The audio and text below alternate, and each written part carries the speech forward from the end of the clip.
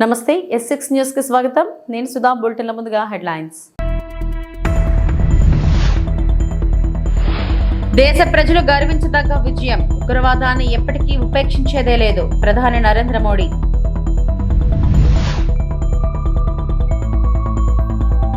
పారిశుద్ధ కార్మికులకు బకాయిలు 103 కోట్ల పెండింగ్ అన్న డిప్యూటీ సీఎం పవన్ కళ్యాణ్.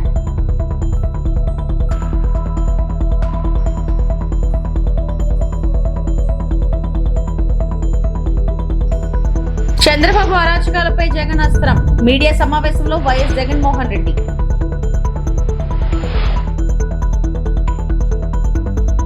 కార్గిల్ 25వ విజయ దివాస్ సందర్భంగా కార్గిల్లోని ద్రాస్లో యుద్ధ వీరుల స్మారకాన్ని ప్రధాని మోడీ శుక్రవారం సందర్శించారు. యుద్ధంలో ప్రాణాలు అర్పించిన సైనికులకు నివాళి అర్పించారు. వారి త్యాగాలను గుర్తు చేసుకున్నారు. అమర జవాన్ల కుటుంబం సభ్యులతో మాట్లాడారు. మోదీ చివరిసారిగా 2022లో కార్గిల్లో సైనికులతో కలిసి దీపావళి వేడుకలు జరుపుకున్నారు. ఢిల్లీలోని జాతీయ యుద్ధ స్మారకం వద్ద కేంద్ర రక్షణ మంత్రి రాజ్నాథ్ సింగ్, ద్రాస్లోని కార్గిల్ యుద్ధ స్మారకం వద్ద chief of defence staff general Anil Chauhan నివాళి అర్పించారు. ఈ కార్యక్రమం అనంతరం ప్రధాని మోదీ షహీద్ మార్గ్ ను సందర్శిస్తున్నారు. సందర్శకుల పుస్తకంపై సంతకం చేసి కార్గిల్ యుద్ధ కళాఖండాల మ్యూజియాన్ని పరిశీలించారు. వీటినన్నింటిని తర్వాత విఆర్ భూమిని కూడా సందర్శించి షింకున్లా టన్నెల్ ప్రాజెక్ట్ ను ప్రారంభిస్తారు. కార్గిల్ విజయ్ దివాస్ రజతోత్సవ వేడుకల్లో army chief general Upendra Dwivedi పాల్గొన్నారు. आज लद्दाख की ये महान धरती कारगिल विजय के 25 वर्ष पूरे होने की साक्षी बन रही है। कारगिल विजय दिवस हमें बताता है कि राष्ट्र के लिए दिए गए बलिदान अमर होते हैं। दिन, महीने, वर्ष, सदियां गुजरते हैं, सर्दियां भी गुजरती हैं, मौसम भी बदलते हैं, लेकिन राष्ट्र की रक्षा के लिए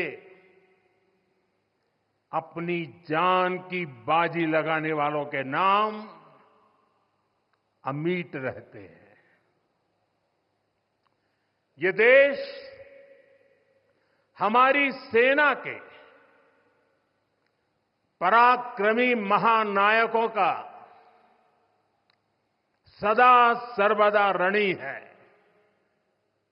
ये देश उनके प्रति कृतज्ञ है। 14-15 ఆర్థిక సంఘం నిధుల కింద 2019 నుండి 2024 వరకు గ్రామ పంచాయతీలకు విడుదల చేసిన నిధులు తెలియజేస్తారా అనే ప్రశ్నకు డిప్యూటీ సీఎం పవన్ కళ్యాణ్ సమాధానమిచ్చారు. 2 ఆర్థిక సంఘాలు కలిపి 8,283 కోట్ల 92 లక్షలు విడుదల కాగా ఏపీ ప్రభుత్వం మాత్రం 7,587 కోట్ల 64 లక్షలు విడుదల చేసిందని తెలిపారు. ఇంకా రాష్ట్ర ప్రభుత్వం నుంచి 696 కోట్ల 28 లక్షల పంచాయతీలకు ఇవ్వాల్సి ఉందన్నారు. నిధులు నిలిపివేత కారణంగా గ్రామ పంచాయతీలు అనేక ఇబ్బందులు ఎదుర్కొంటుందన్నారు. గ్రామాల్లో పారిశుద్ధ్యం సరిగ్గా లేదన్నారు. వారికి సకాలంలో జీతాలు ఇవ్వకపోవడంతో 21,000 మంది పనులకు రావడం లేదన్నారు. దీంతో ఆరోగ్యానికి ఇబ్బందులు వచ్చాయన్నారు. తమ పనిని కొనసాగిస్తున్న పారిశుద్ధ కార్మికులకు బకాయిలు 103 కోట్లు పెండింగ్ లో ఉన్నాయని పవన్ పేర్కొన్నారు. 14 మరియు 15 ఆర్థిక సంఘం నిధుల కింద 2019-2020 నుండి 2023-24 వరకు కేంద్ర ప్రభుత్వం నుండి విడుదలైన మరియు గ్రామ పంచాయతీలకు విడుదల చేసిన మొత్తాల వివరాలను సంవత్సర వారీగా తెలియజేస్తారని.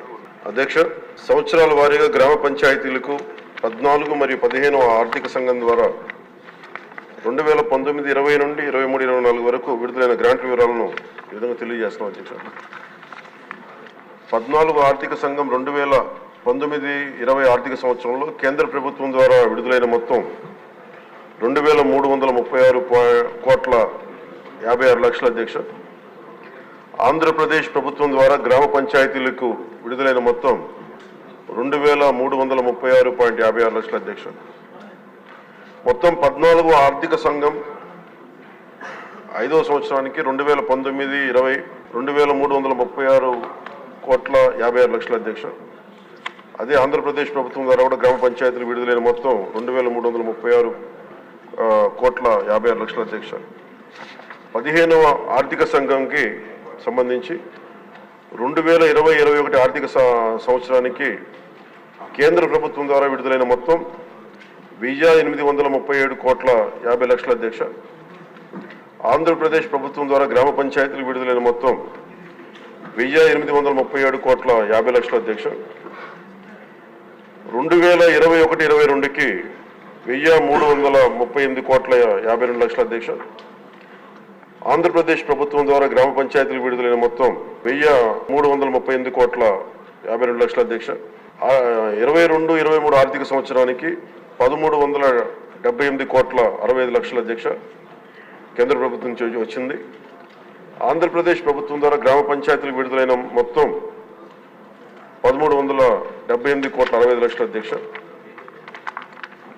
23-24 ఆర్థిక సంవత్సరానికి సంబంధించి కేంద్ర ప్రభుత్వం ద్వారా విడుదలైన మొత్తం 1392 కోట్ల 69 లక్షల అధ్యక్ష. ఆంధ్రప్రదేశ్ ప్రభుత్వం ద్వారా గ్రామ పంచాయతీలు విడుదలైన మొత్తం 696 కోట్ల 41 లక్షల అధ్యక్ష.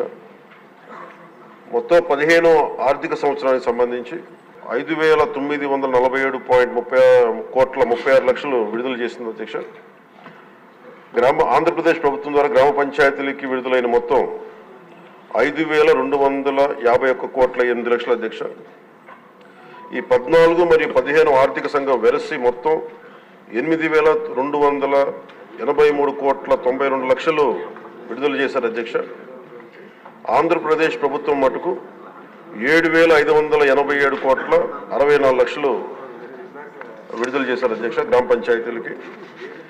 కేంద్ర ప్రభుత్వం ద్వారా విడుదలైన మొత్తంలో ఇంకా 696 కోట్ల 28 లక్షలు ఆంధ్రప్రదేశ్ ప్రభుత్వం ద్వారా గ్రామ పంచాయతీలకి ఇంకా విడుదల కావాల్సింది అధ్యక్ష.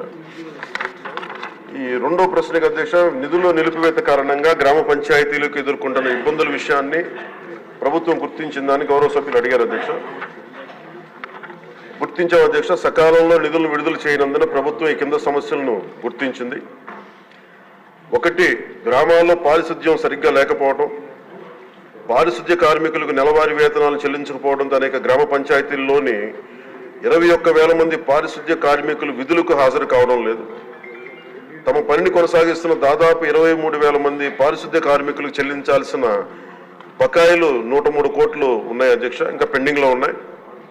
తగినంత చంద్రబాబు అరాచక పాలనపై పోరాటానికి వైఎస్ఆర్సీపీ అధినేత ఆంధ్రప్రదేశ్ మాజీ ముఖ్యమంత్రి వైఎస్ జగన్మోహన్ రెడ్డి సిద్ధమయ్యారు. తాడేపల్లిలోని తన కార్యాలయంలో ఆయన మీడియా ముందుకు వచ్చి కార్యాచరణ ప్రకటించే అవకాశం ఉంది.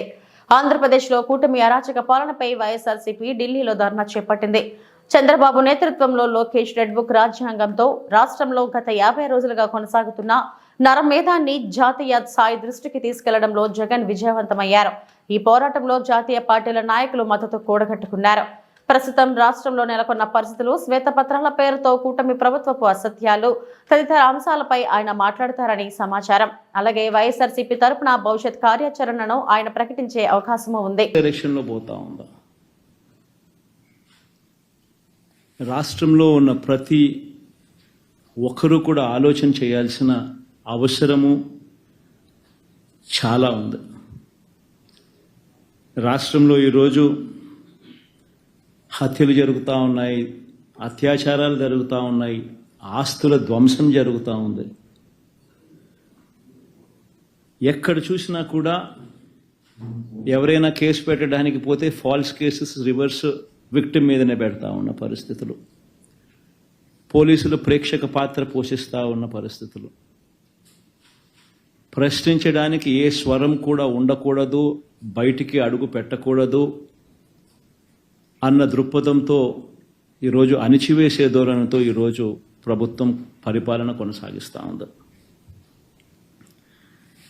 నిజంగా చూస్తే చాలా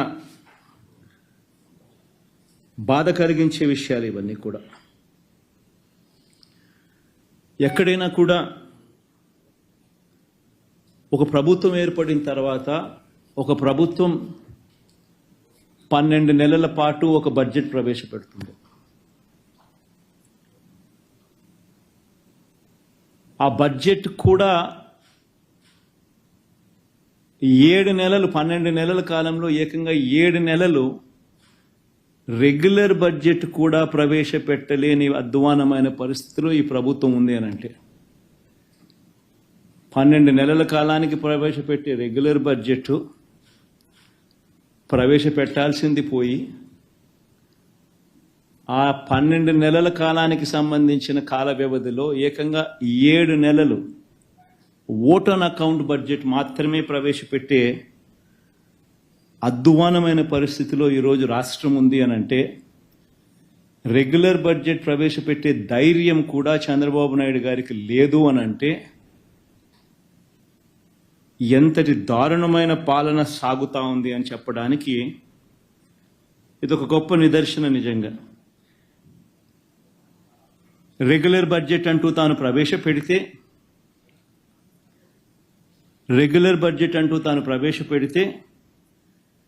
ఆ రెగ్యులర్ బడ్జెట్ ప్రవేశపెట్టేసరికి తాను ఎన్నికల వేళ మోసపూరిత హామీలు ఏదైతే తాను ఇచ్చాడో ఆ హామీలకు సంబంధించిన కేటాయింపులన్నీ కూడా ఆ రెగ్యులర్ బడ్జెట్లో చూపించాలి. ఆ రెగ్యులర్ బడ్జెట్లో తాను సూపర్ 6 అంటూ సూపర్ 10 అంటూ తాను చేసిన ఆ మోసపూరిత హామీలకు సంబంధించిన కేటాయింపులు బడ్జెట్లో కనపడకపోతే ప్రజలు రోడ్డు మీదకి వస్తారని ప్రజలు గలం విప్పుతారని అని చెప్పి ఏకంగా ఆ పరిస్థితి రాకూడదు అని తాను రెగ్యులర్ బడ్జెట్ ప్రవేశపెడితే ఆ రెగ్యులర్ బడ్జెట్లో volume 6 volume 5 which talks about రాష్ట్రానికి సంబంధించిన అప్పులు ఎంత ఉన్నాయి, స్టేట్ గవర్నమెంట్కి సంబంధించిన గ్యారంటీ డెట్ ఎంత, ఇటువంటి అంశాలు కూడా ఆటోమేటికలీ మెన్షన్ చేయాల్సి వస్తుంది.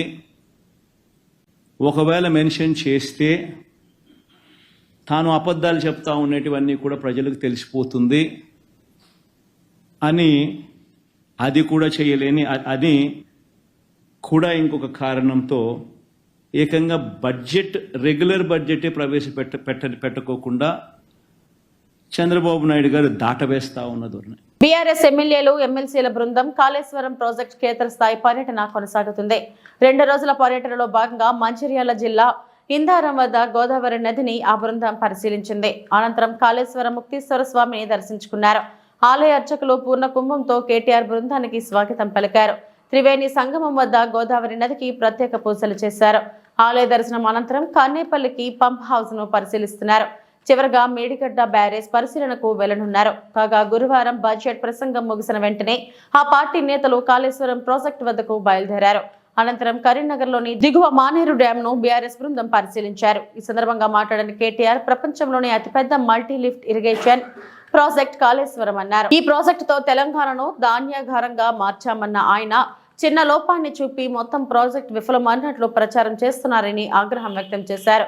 మేడిగడ్డ మేడిపండు అని లక్షల కోట్లు కొట్టుకుపోయాయని మీరు చెప్పిన ప్రచారాలన్నీ ఉత్తివేనని తేలాయని కేటీఆర్ అన్నారు.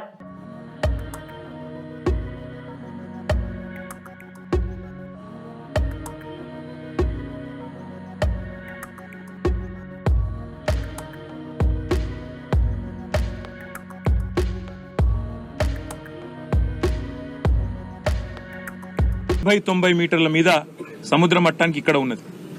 అదే హైదరాబాద్ తీసుకుంటే 535 మీటర్ల మీద ఉంటుంది. కరీంనగర్ ఏదైతే ఎల్ఎండి చెప్తున్నారో గౌరవనీయులు కమలాకర్ గారు, అక్కడ దాదాపు 300 పైచిలకు మీటర్ల మీద 350 మీటర్ల దాకా అక్కడ ఉంటుంది. అంటే ఇక్కడ నుంచి అక్కడికి నీళ్లు తీసుకొని పోవాలంటే నీళ్లు ఎత్తిపోసుకుంటూ ఒక్కొక్క దశలో కొన్ని నీళ్లు తీసుకొని పోతూ అల్టిమేట్ గా పైదాకా 618 మీటర్లు ఏదైతే కొండపోచమ్మ సాగర్ ఉందో అక్కడ దాకా నీళ్లను తీసుకొని పోవచ్చు. మార్గ మధ్యంలో ఉండే ఊర్లు గాని పట్టణాలు గాని మంచినీళ్ళు దాపించవచ్చు. అదేవిధంగా లక్షలాది ఎకరాలకు సాగునీరు అందించవచ్చు. మధ్యలో ఎవరైనా పరిశ్రమలు పెట్టాలనుకుంటే ఆ పరిశ్రమలకు కూడా నీరు అందించవచ్చు. అదేవిధంగా మత్స్య సంపద ప్రోత్సహించవచ్చు. ఇట్లా బహుళార్థకమైన ఒక మల్టీపర్పస్ ప్రాజెక్టు కామధేనువు లాంటి ప్రాజెక్టు తెలంగాణకు, కల్పతరువు లాంటి ప్రాజెక్టు కాళేశ్వరం. ఇవాళ నిన్న ఈ 2 రోజులు కూడా బీఆర్ఎస్ శాసనసభ్యులు, శాసన మండలి సభ్యులు, సీనియర్ నాయకుల బృందం పెద్దలు కేసీఆర్ గారి ఆదేశం మేరకు అన్నిటికన్నా మానవ నిర్మితమైన, ముఖ్యంగా కరువు పీడిత ప్రాంతాలైన సిద్దిపేట కావచ్చు, సిరిసిల్ల కావచ్చు, మానకొండూరు, అదేవిధంగా చొప్పదండి, ఇంకా పైకి పోతే అదేవిధంగా హుస్నాబాదు, ఆ పైన దుబ్బాక, గజ్వేలు, ఆ ప్రాంతాలు, ఆ పైకి పోతే ఆలేరు, భువనగిరి దాకా ఏవైతే కాళేశ్వరం ప్రాజెక్టులో భాగంగా రిజర్వాయర్లు కట్టుకున్నాము, మిడ్మానేరు, రాజరాజేశ్వర సాగరు, దానికి పైకి అన్నపూర్ణ రిజర్వాయరు, ఆ పైకి రంగనాయక సాగరు, దాని మీదికి మల్లన్న సాగరు, దానిపైన కొండపోచమ్మ సాగర్. అంటే హైదరాబాద్ కూడా మంచినీళ్లు అందించే మల్లన్న సాగర్, కొండపోచమ్మ సాగర్.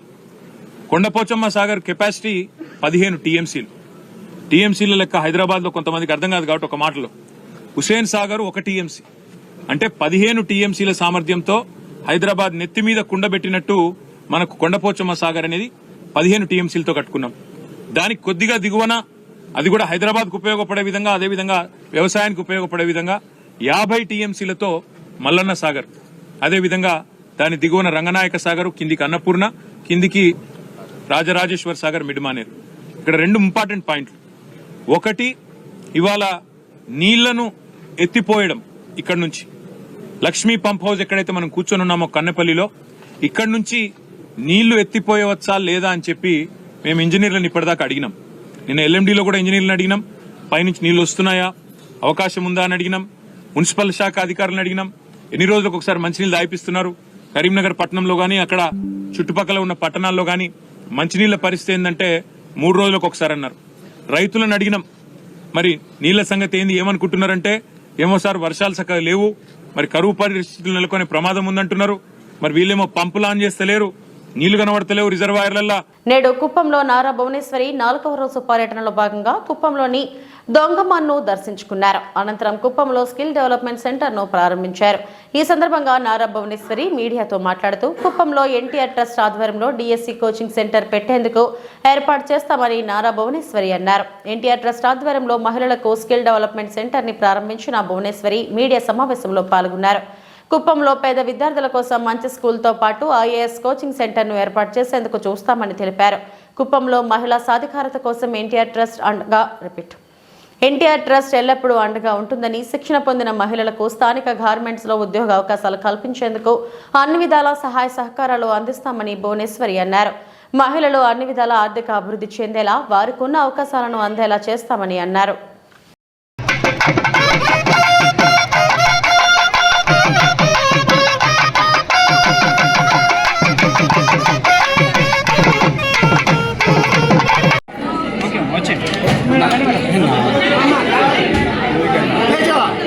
ఇలా చూడండమ్మా. ఓకేనా?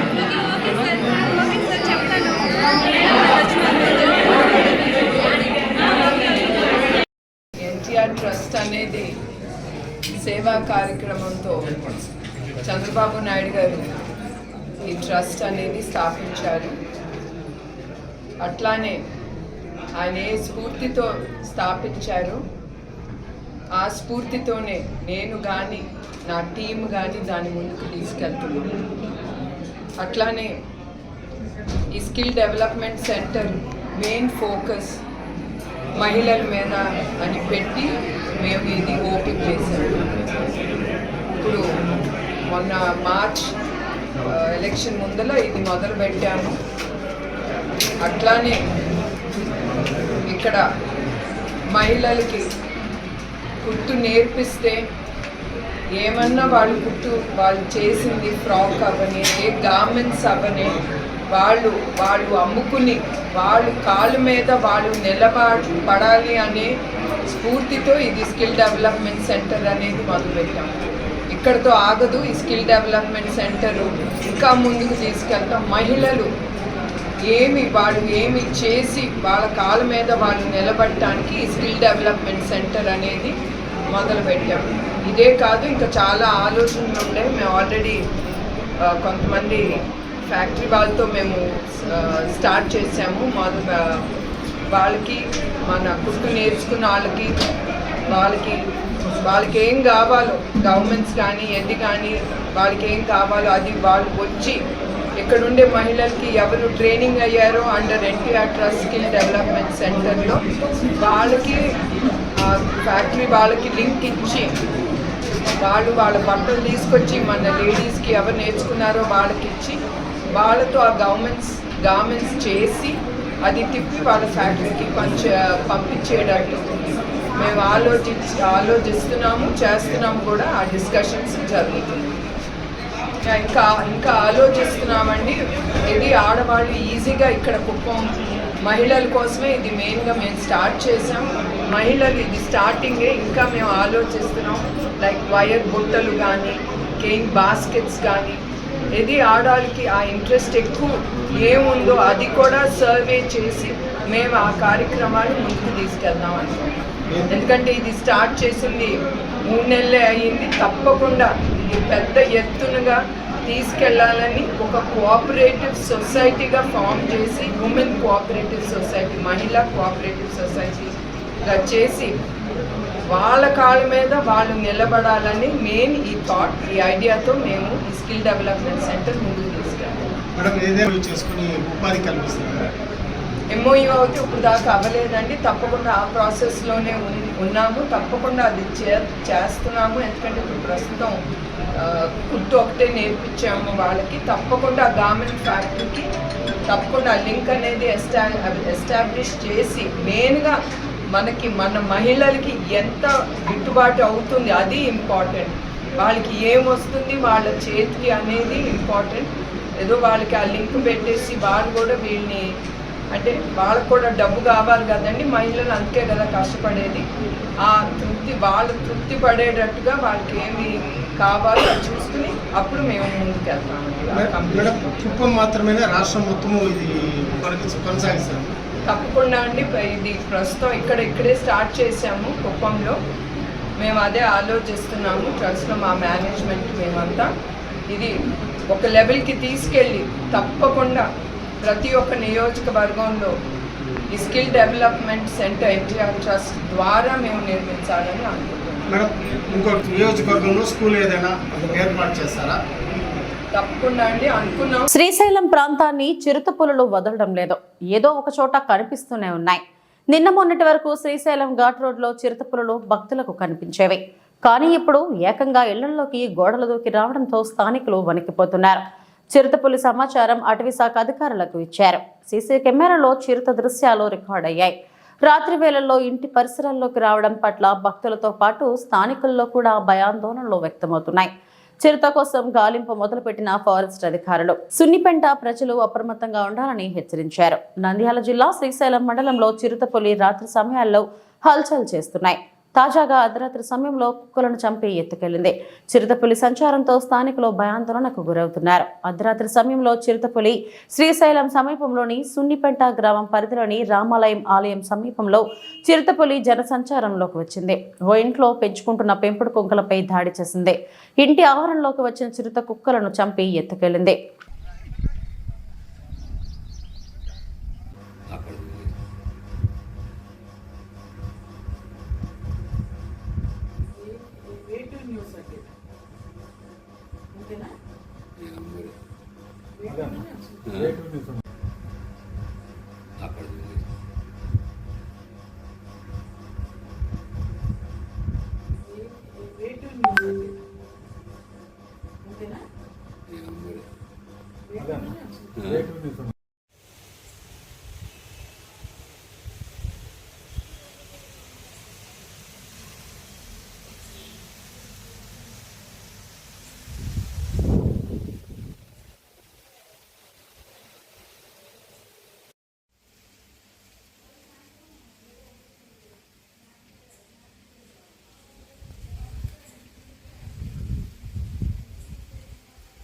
డాక్టర్ బిఆర్ అంబేద్కర్ కోనసీమ జిల్లా ముమ్మిడివరం నియోజకవర్గం ముమ్మిడివరం మండలం తానేలంక, గొరజాపులంక, కోనలంక తదితర వరద ప్రభావిత గ్రామాల్లో సిపిఎం పార్టీ బృందం పర్యటించింది. వరద వల్ల తీవ్రంగా నష్టపోయిన బెండ, అరటి, టొమాటో, పచ్చిమిర్చి, వంకాయ తదితర పంటలకు ప్రతి ఎకరాకు 50,000 నష్టపరిహారం ఇవ్వాలని, నీట మునిగిన గ్రామాల ప్రజలకు నిత్యావసర వస్తువులు, భోజనాలు అందించాలని, ప్రతి కుటుంబానికి 10,000 రూపాయలు తక్షణ సహకారం అందించాలని ప్రభుత్వాన్ని డిమాండ్ చేసింది. అలాగే గత వైసీపీ ప్రభుత్వ హయాంలో గురజాపులంకలో మాజీ సీఎం జగన్మోహన్ రెడ్డి పర్యటన సందర్భంగా రిటైర్మెంట్ వాల్ నిర్మాణం 3 నెలల్లో పూర్తి చేస్తామని చెప్పడం జరిగింది. ఇది నేటికి కార్యరూపం దాల్చలేదు. తక్షణ రివీట్మెంట్ వాల్ నిర్మాణం చేపట్టాలని ఈ సందర్భంగా సిపిఎం పార్టీ జిల్లా కన్వీనర్ కారం వెంకటేశ్వరరావు బృందం ప్రభుత్వాన్ని డిమాండ్ చేసింది.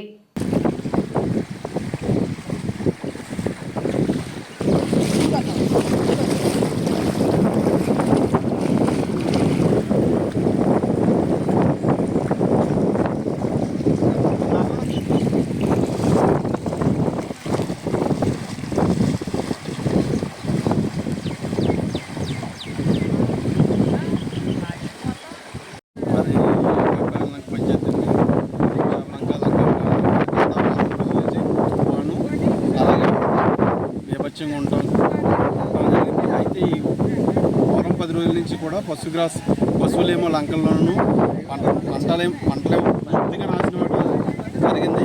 పూర్తిగా దెబ్బతిన్నాయి ఈ వరదలకి, ఈ తుఫాన్కి కూడా. అయితే ఈవేళ గవర్నమెంట్ వాళ్ళు పడవలు పెట్టడం జరిగింది. అలాగే వాటర్ అయితే సప్లై చేస్తున్నారు.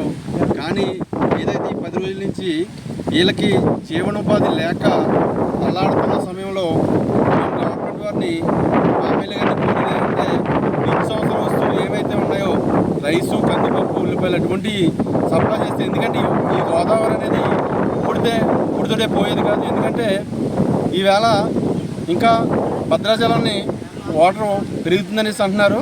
అది ఎంత మట్టుకుతుందో మాకు తెలియదు. కానీ అయితే ఇది ఇంకా ఈ గోదావరి ఫ్లోటింగ్ అనేది ఇంకా 10 days ఉంటుందని మేము అనుకుంటున్నాం ఉంటుంది కూడా. అలాగనే పశువులకు కూడా మేత లేకుండా పోయింది. మేము ప్రతి ఒక్కరిని కూడా పశుగ్రాసం అడుగుతున్నాం. అలాగే ఏ అయితే ఈ 5-6 నెలలు ఈ లంక గ్రామాల ప్రజలకి ఉపాధి అనేది దొరకదు. ఈ ఉపాధి కోసం కనీసం ప్రభుత్వాలు ఇచ్చే నిత్యావసర వస్తువులు రైస్ అంటే, పప్పులు అంటే ఇవన్నీ సప్లై చేస్తే పిల్లలకు పాలు అనేది స్పందించలేదు. దీన్ని ఇమీడియట్లీ గవర్నమెంట్ వాళ్ళు స్పందించి, కలెక్టర్ స్పందించి ఏదైతే పూర్తిగా దెబ్బతిన్నాయో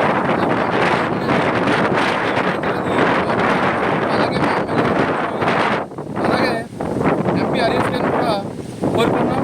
సీఎం గారు కూడా దీని మీద స్పందించి వెంటనే గ్రామాల ప్రజల్ని ఆదుకుంటారని కోరుకుంటున్నాం. ఉమ్మడివరం మండలం గురజాపులంక తదితర గ్రామాల్లో సిపిఎం పార్టీ వరద ప్రభావిత ప్రాంతాల్లో పర్యటన చేస్తూ ఉంది.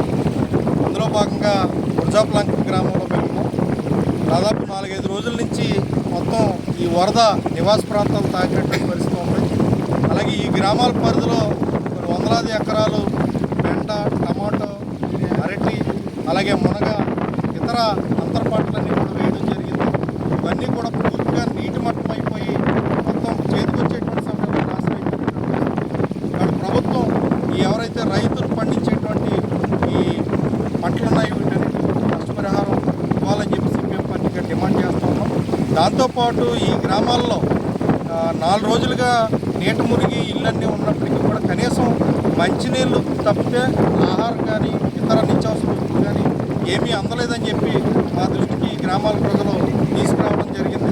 కాబట్టి ప్రభుత్వం గత వారం 10 రోజులుగా జిల్లా కలెక్టర్ కానీ ఉన్నతాధికారులు కానీ చాలా హడావుడి చేస్తున్నటువంటి పరిస్థితి అయితే కనబడుతోంది.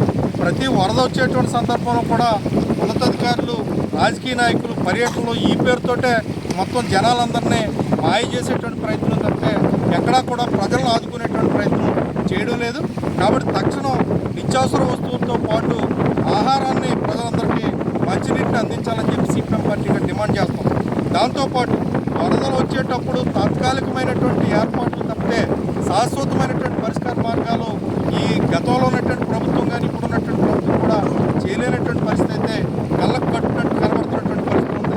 గురజాపులంక, కోనాలంక సంబంధించినటువంటి ఏదైతే గోదావరి ఈ వరదలు వచ్చేటువంటి సమయంలో కొట్టుకుపోతున్నటువంటి పరిస్థితి ఉంది, కోతకు గురవుతున్నటువంటి పరిస్థితి ఉంది. గత వరదల్లో 2022 వచ్చినటువంటి వరదల్లో సీఎం జగన్మోహన్ రెడ్డి అప్పటి సీఎం జగన్మోహన్ రెడ్డి ఈ గ్రామానికి వచ్చి మొత్తం రివిట్మెంట్ తీసుకొస్తాం, వాల్ నిర్మాణం చేస్తాం, 3 నెలల్లో కంప్లీట్ చేస్తామని చెప్పి ఇష్టవేసి వేసినటువంటి పరిస్థితి ఉంది. కానీ ఎక్కడా కూడా కనీసం ఫైల్ కూడా కదలలేనటువంటి పరిస్థితి మా దృష్టికి వచ్చింది. కాబట్టి తక్షణం ఈ వాల్ కూడా రివిట్మెంట్ని కూడా ఈ కోతకు గురయ్యేటువంటి పరిస్థితుల్లో రివిట్మెంట్ వాల్ కూడా నిర్మాణం చేపట్టాలని చెప్పి సిపిఎం పార్టీగా డిమాండ్ చేస్తూ ఉన్నాం. కబుర్లు కాకుండా ప్రజలకు ఉపయోగపడేటువంటి పనులు చేయాలి. తక్షణం ప్రజలందరికీ నిత్యావసర వస్తువులు అందించాలి, ఆహారాన్ని అందించాలని చెప్పి కాకినాడ జిల్లా పిఠాపురం నియోజకవర్గం గొల్లప్రోలులో మహిళపై హత్యాయత్నం. నేకూరి రాజలక్ష్మి అనే మహిళపై వేమగిరి సురేష్ కత్తితో దాడి. తీవ్ర గాయాలతో కొట్టుమిట్టలాడుతున్న రాజలక్ష్మి తలపై, శరీరంపై ఇష్టానుసారంగా నరకడంతో తీవ్ర గాయాలు. పిఠాపురం ప్రభుత్వ ఆసుపత్రిలో చికిత్స అనంతరం కాకినాడకు తరలింపు. పాత గొడవల నేపథ్యంలో కత్తితో సురేష్ తీవ్రంగా గాయపరిచినట్లు పోలీసుల ప్రాథమిక నిర్ధారణ.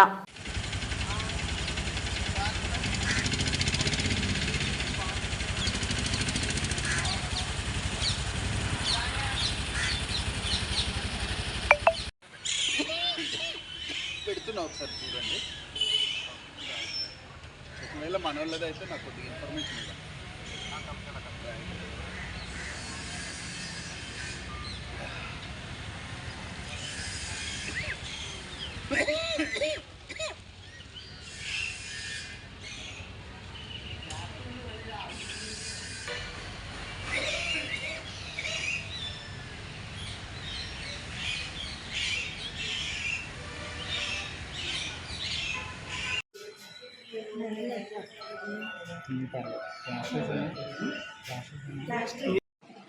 Gollaprolu police station limits Rangappa చెరువు ఎస్సీ ప్యాటర్న్లోని ఇవాళ మార్నింగ్ ఒక 100 కాల్ రావడం జరిగింది.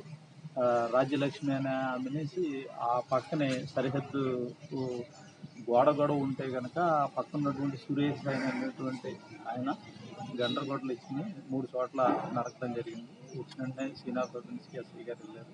సీన్ అంతా కూడా సెక్యూర్ చేసి ఎవరైతే ఇంజూర్ పర్సన్ హాస్పిటల్కి తెచ్చుకోవడం జరిగింది. కేసు రిజిస్టర్ చేసి దర్యాప్తు కోసం గురించి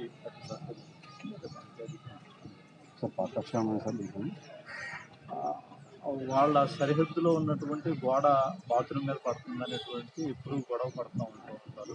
ఈ వార్తలు ఇంతటితో సమాప్తం. నమస్తే.